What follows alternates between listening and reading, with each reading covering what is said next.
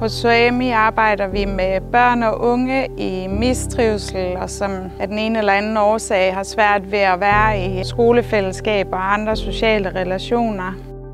De her børn har brug for et trygt sted, hvor de kan starte igen. Den måde, vi arbejder på, det er ved at skabe ro og tryghed og tillid.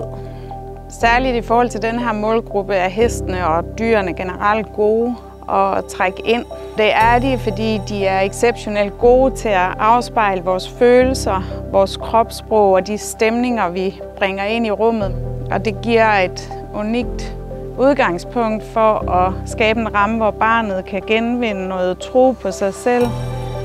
Når et barn for eksempel med skoleværing mærker, at hesten vælger at følge det her barn, fordi barnet kan udstråle noget ro og noget tydelighed, så sker der noget vigtigt.